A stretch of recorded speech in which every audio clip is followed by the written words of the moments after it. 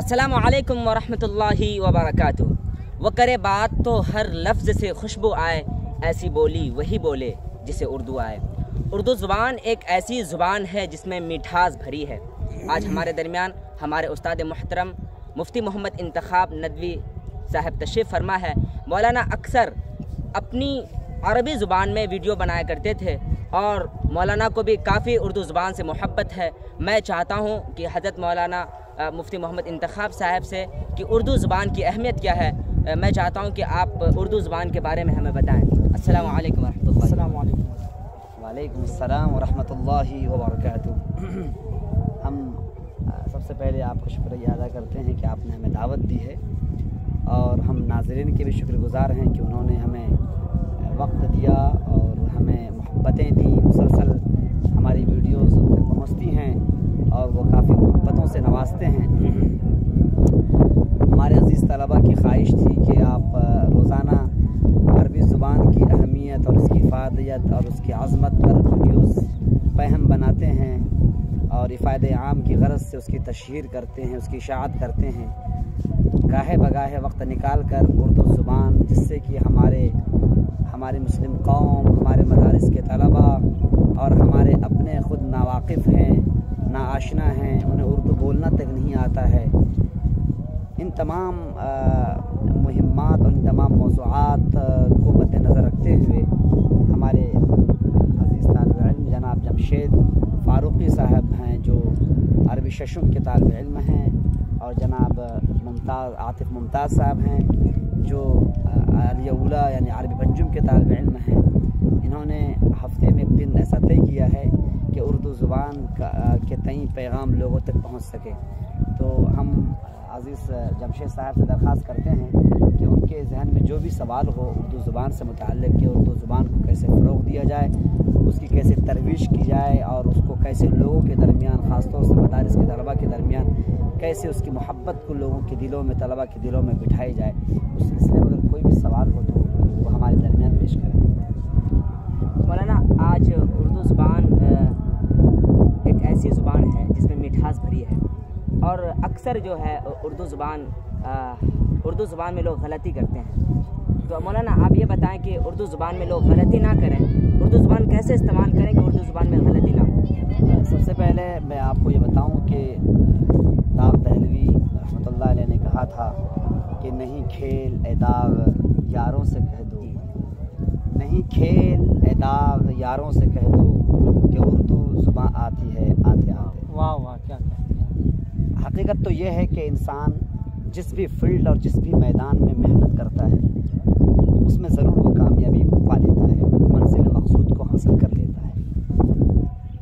अफसोस की बात है कि पासबान उर्दू जिसकी ज़िम्मेदारी ख़ुद मदारिस इस्लामिया के तलबा के ऊपर थी, असातिज़ा के ऊपर थी, उन लोगों ने अपनी ज़िम्मेदारी को छोड़ दिया।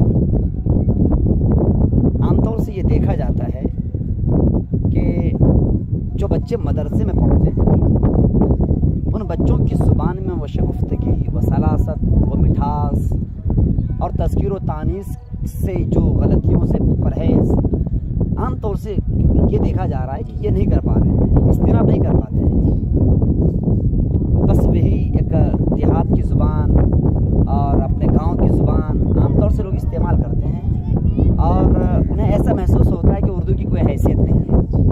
लिहाजा वो अरबी में मेहनत तो करते हैं, अंग्रेज़ी में मेहनत तो करते हैं और दीगर ज़ुबानों में सिर्फ कमाने की नीयत से या ये कि आखिरत बनाने की नीयत से मेहनत तो कर रहे हैं, लेकिन उर्दू ज़ुबान की शायद उनके जहन व दिमाग में अहमियत बैठी हुई नहीं है कि उर्दू ज़ुबान की क्या हकीकत है, उर्दू ज़ुबान के पासबान किनको बनाया गया है, किनकी ज़िम्मेदारी है कि उर्दू ज़ुबान के तहफ़्फ़ुज़ व बक़ा के लिए मेहनत करें, शायद इनके जहनों में नहीं। इसी बुनियाद पर वो उर्दू ज़ुबान की तरफ तवज्जो बिल्कुल नहीं देते हैं। तो ये एक लम्हा फ़िक्रिया है कि हमारे वो बच्चे जो मदरसे में पढ़ते हैं उनके लिए इस्माइल मेरठी जैसे मुसन्निफ़ीन और बड़े बड़े उदबा ने किताबें बच्चों की ज़ुबान में मिठास और शगुफ्तगी पैदा करने के लिए, सलासत पैदा करने के लिए और ज़ेर बम और नशीब फराज उनकी ज़ुबान में लाने के लिए जो किताबें तरतीब दी हैं, उन किताबों का मुताला करें और सिलेबस में भी उन किताबों को रखी जाए और उन अल्फाज को, जो अल्फाज उन्हें पढ़ाए जाते हैं, उन्हें यौमिया और उन्हें यौमिया उनकी ज़ुबान में इस्तेमाल करवाया जाए और जुमले उनको दिए जाएं ताकि आप उन जुमलों का इस्तेमाल करें।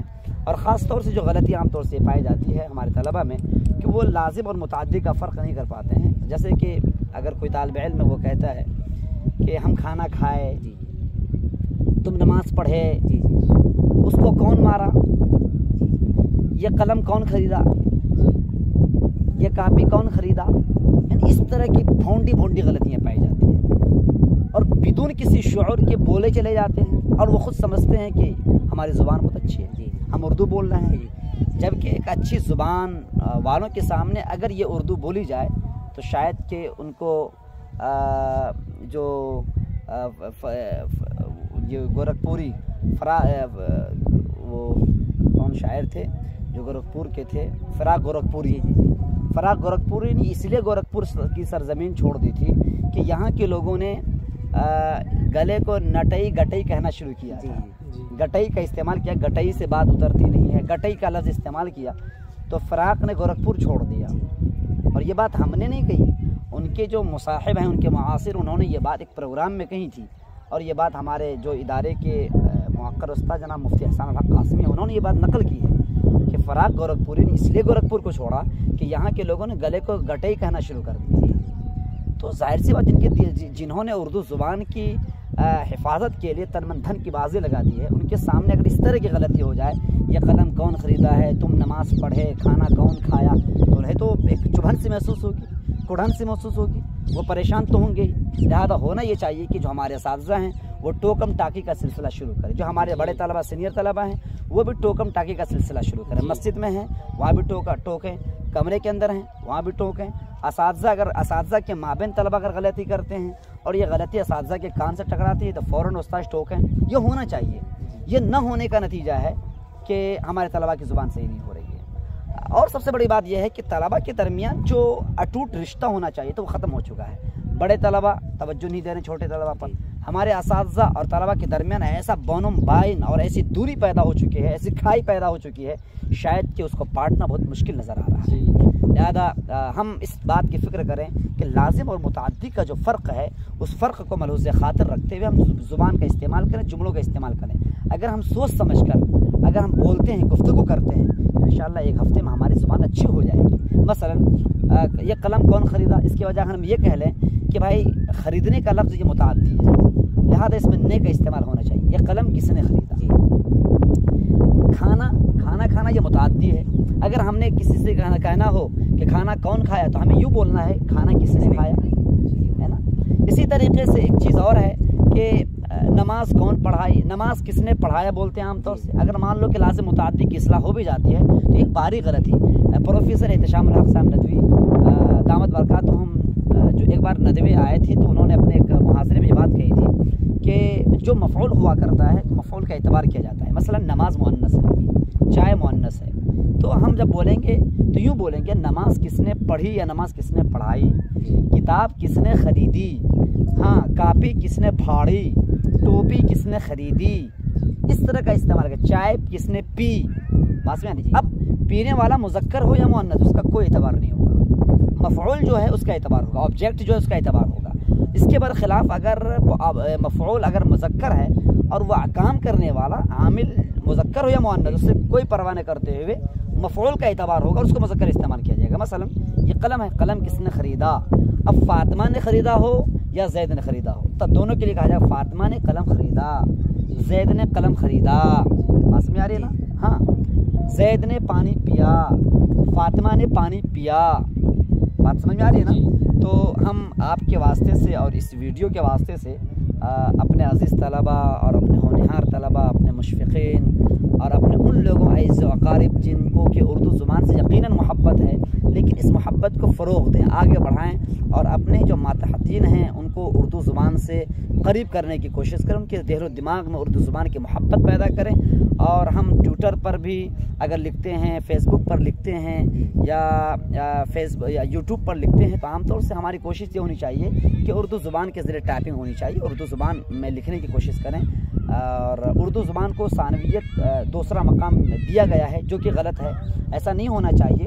उर्दू का एक बड़ा मकाम है, उर्दू एक लश्कर है। उर्दू हर चीज़ का, तमाम ज़ुबानों का मजमुआ है, तमाम ज़ुबानों की लश्कर है। ज़्यादा उर्दू ज़ुबान की मोहब्बत तो हर एक, उर्दू ज़ुबान की मोहब्बत तो हर एक के दिलों में जागुज़ी थी, बैठी हुई थी। महात्मा गांधी हों, इंदिरा गांधी हों, सब ने उर्दू ज़ुबान से मोहब्बत की। पंडित जवाहरलाल नेहरू और मौलाना अबुल कलाम आज़ाद एक दस्तरखान पर खाते थे। मौलाना अबुल कलाम आज़ाद रहमतुल्लाह अलैह तो उर्दू से नीचे उतरते ही नहीं थे। एक मरतबा पटेल जी ने कहा था कि आप टिकट ला करके दिखाओ और देखता हूँ कि आप अंग्रेज़ी ज़ुबान इस्तेमाल ना करते हैं। इनको लग रहा था कि टिकट कैसे बोलेंगे, इनको लफ्ज़ टिकट के अलावा क्या बोल सकते हैं जी। और मौलाना आज़ाद का ये कहना था कि मैं उर्दू ज़ुबान से नीचे उतर नहीं सकता। तो पटेल ने, सरदार पटेल ने चैलेंज कर दे, जाओ टिकट खरीद कर लाओ। चुनांचे वो गए टिकट काउंटर और कहा टिकट मास्टर से कि मुझे लखनऊ से लेकर मुंबई जाने तक का परवाने सफ़र दे दो। मुझे लखनऊ से लेकर मुंबई का परवाना सफ़र दे दो। टिकट मिल गया, क्योंकि जो ट्रेन मास्टर था वो टिकट मास्टर तो जान रहा था भाई, लखनऊ टू मुंबई तो कह दिया, उसके अलावा मांगे चाय तो नहीं मांगेगा ना, बिस्किट तो नहीं मांगे खाने को, परवाने सफ़र का मतलब होगा टिकट। तो सरदार पटेल बहुत ज़्यादा ताज्जुब किया उसने और कहा कि मान लिया मौलाना आज़ाद आपको मैंने। तो इनके दिल में एक तहम्मुस था, उनके दिल में एक जज्बा था, उनके दिल में एक मोहब्बत थी। लिहाजा आज भी आज़ाद पैदा हो सकता है, आज भी सोरिश काश्मीरी पैदा हो सकते हैं, आज भी हिफ्ज़ुर रहमान शिवहार भी पैदा हो सकते हैं, और आज भी अल्लामा इकबाल पैदा हो सकते हैं, आप ही बन सकते हैं। और इंशाअल्लाह ये कभी नहीं सोचना चाहिए कि हमारे पास, हमारी बात कोई नहीं मानता है। जब तक हमारे सामने भीड़ ना हो तब तक हमारी बात, हम बातों को नहीं पहुँचाएंगे। कभी कभी एक आदमी तनहा अंजुमन हुआ करता है, तनहा एक आदमी एक कमेटी हुआ करता है, तनहा एक आदमी एक गांव होता है, एक महल्ला होता है। एक आदमी इनकलाब पैदा करने के लिए काफ़ी होता है। सैयद अहमद शहीद रहमतुल्लाह अलैह ने इनकलाब पैदा किया तो हिंदुस्तान आज़ाद हुआ। शेख हसन बन्ना रहमतुल्लाह अलैह ने मेहनत की और जोहद मुसलसल किया तो इख्वानुल मुस्लिमीन की शक्ल में एक ऐसी तंजीम, इनकलाबी तंजीम तैयार हुई कि इनकलाब पैदा कर दिया मिस्र की और सरजमीन अरब में। इंशाअल्लाह आप भी वो काम कर सकते हैं। शायद हर एक मदरसे का हर जो तालिब इल्म है, अगर एक तालिब इल्म कह दे हम उर्दू का बेड़ा उठाएंगे, एक तालिब कहे हम अरबी का बेड़ा उठाएंगे, एक तालिब कहते हम अंग्रेज़ी का बेड़ा उठाएंगे, तो हमारे मदरसे में जो एक ग्रुप होना चाहिए, अलग अलग ग्रुप से होने चाहिए। उर्दू ज़ुबान का अलग ग्रुप है, अरबी का अलग ग्रुप है, हिंदी का अलग ग्रुप है, यानी 5-6 ज़ुबान जो हम पढ़ते हैं मदरसों में, हर ज़ुबान के माहिरीन हों, तब देखिए दुनिया हमारे सामने झुकने पर मजबूर हो जाएगी। तो हम आपसे मुअद्दबाना दरख्वास्त करते हैं कि हमारे इस पैगाम को दूसरों तक पहुँचाएँ। और ये हमारा चैनल है, हम अपने नाज़रीन से दरख्वास्त करते हैं कि हमारे चैनल रहबर खिताबत को सब्सक्राइब भी करेंगे और बेल आइकन को दबाएंगे भी और इसको शेयर भी करने की कोशिश करेंगे। जज़ाकुमुल्लाहु अहसन।